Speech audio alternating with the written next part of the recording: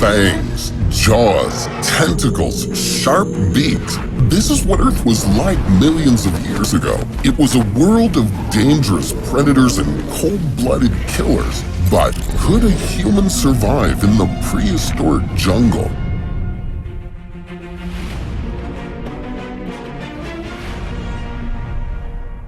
If a person found themselves in a prehistoric jungle inhabited by various extinct creatures, the hazards would await behind every bush. Even seeing the most harmless of them would be risky, like, for example, meeting the dodo bird. This bird is an ancient relative of pigeons, but its wings are too small for it to fly. Scientists believe this bird could only harm itself, but it's not true. This bird has very powerful legs, so if it noticed a person, Dodo would immediately catch up with them, and the size of its beak exceeds that of its descendant, pigeon, by 46 times. The wound from the attack of this prehistoric bird, of course, won't be fatal, but it'll be quite painful. Nonetheless, Dodo is not the worst thing a person could face there. For example, in the rainforest 23 million years ago, you could come across a monster of a much more impressive size, such as Platybelodon. It would not eat a human because this prehistoric elephant is an herbivore, and its frightening jaw is just a transition between the mouth and the trunk like its descendants have now. The tusks of Platybelodon are actually teeth, and they're sharp so they can easily cut through tough vegetation and strip bark from trees. The lower tusks of Platybelodon were almost a meter long, but you should be afraid of its sharp tusks on the upper jaw. They're shortened and go forward and down. They could easily pierce through a person who would set foot on its territory. You would have no chance to escape.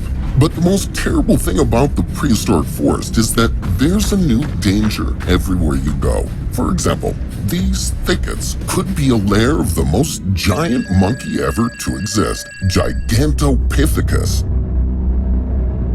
The Gigantopithecus reached 3 meters, but this monster was also among the vegetarians. Scientists determined this by studying a well-preserved Gigantopithecus jaw. Even though its teeth were huge and covered with thick enamel, they had a relatively flat surface. These teeth were made only for chewing fruit and various vegetation. Nevertheless, the animal could easily hit very hard or even crush a person. After all, the weight of Gigantopithecus was as much as 300 kilograms. So, you must always be alert to survive in the prehistoric jungle. But at the same time, don't forget to watch your step. After all, in addition to the cutest Sardinian pika, or the colorful golden toad in the swamps,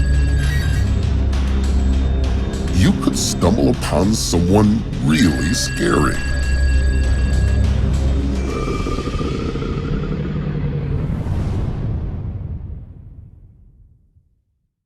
During the Pleistocene period, you could come across a giant reptile, Quincana, near water reserves in the jungle.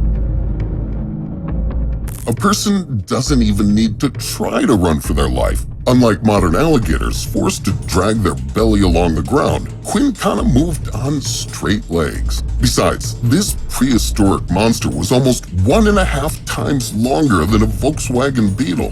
Quincana's jaws were full of numerous curved, blade-like teeth that worked like a meat grinder. Even if a person somehow managed to escape from its teeth, they would die from blood loss because their body would look like a sieve.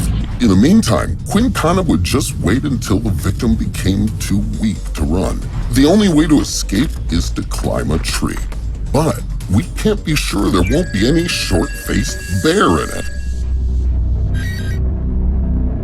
This 3.5-meter monster unfortunately didn't eat honey. The short-faced bear was almost entirely carnivorous and needed to eat about 16 kilograms of meat a day to survive.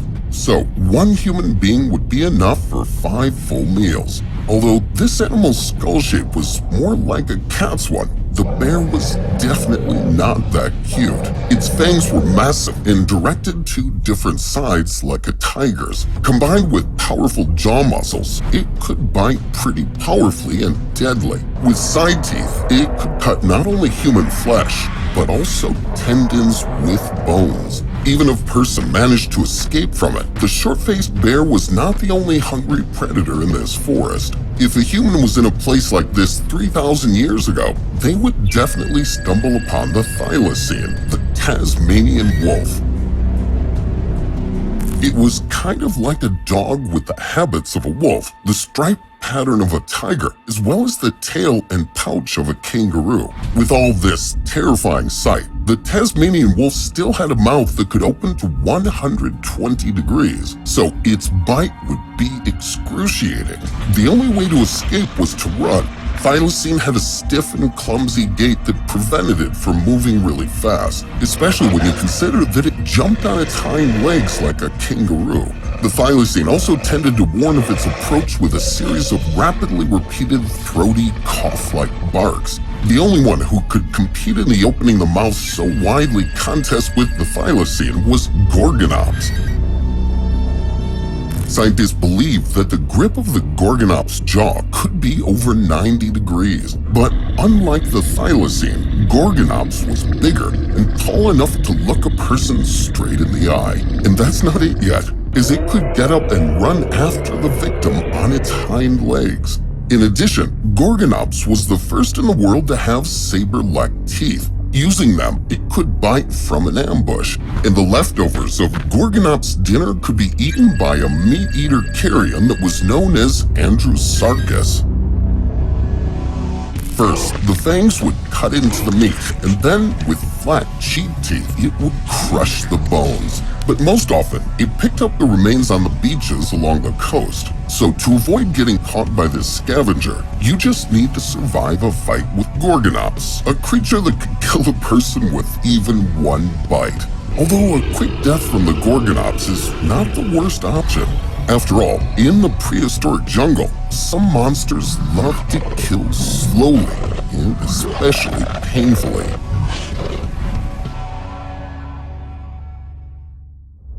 In this forest, there's a territory of especially dangerous creatures which you can escape only by a miracle. For example, a paw print that looked like it was left by a Tyrannosaurus rex actually belonged to the terror bird. This almost 1.5 meter killer monster had long, powerful legs. With their help, this prehistoric creature could chase prey very quickly, approximately at the speed of a modern gazelle, that is 97 kilometers per hour. After catching up with the victim, the bird would knock it to the ground and kick it with its claws to pierce the skin. This death, unfortunately, won't be instant. With its massive, sharp beak, the bird would first cut through human flesh and then start to eat vital organs. Therefore, having noticed the terror bird, you must run away from it in zigzags. It could be a top-notch runner, but only in a straight line. And the best way to escape it is to climb a tree, because this bird couldn't really fly. But you need to be very careful, as this forest is inhabited by predators that can perfectly disguise themselves. A person may not even notice the tail of the giant snake Titanoboa. It's really hard to spot it at first, even though it's the size of a 5-story building. All thanks to the dull camouflage color, which helps such a giant animal sneak up on prey unnoticed. Although the Titanoboa didn't have fangs, its small teeth were very sharp and curved inward, which meant it was impossible to escape from its grasp. Before eating anyone, Titanoboa would usually strangle its victim. The snake would hug the body in a ring and begin to compress the muscles so that the prey wouldn't be able to breathe. So, the victim would suffocate before the Titanoboa's grip breaks their bones. Unless someone else joins the fight, of course. For example, Titanoboa's lunch could be stolen by a feathered predator, Argentavis. The wingspan of this bird was the same length as a helicopter blade. Most likely, Argentavis would take the prey to its nest to feed its babies. They would dig their beaks into the victim, pulling it in different directions. But the thing that's even worse than being dismembered by some chicks would be meeting with a giant lizard, Megalania. It's 4 times the size of a human. Megalania would usually wait for its prey for an ambush for a long time. Then it would attack really fast, bite through the victim's limbs, and cut the tendons with razor-sharp teeth. And when the victim could no longer run, the lizard would inject poison into the victim's neck. In the end, Megalania would rip open the prey's belly and begin to eat it alive. To escape from this awful animal, a person needs to do what they would usually do when meeting most prehistoric monsters: run! This lizard was indeed rather clumsy, but it could perfectly swim in shallow waters. Therefore, to escape Megalania, a person must swim as far from the coast as possible. But there, they might meet the real monsters of the prehistoric underwater world.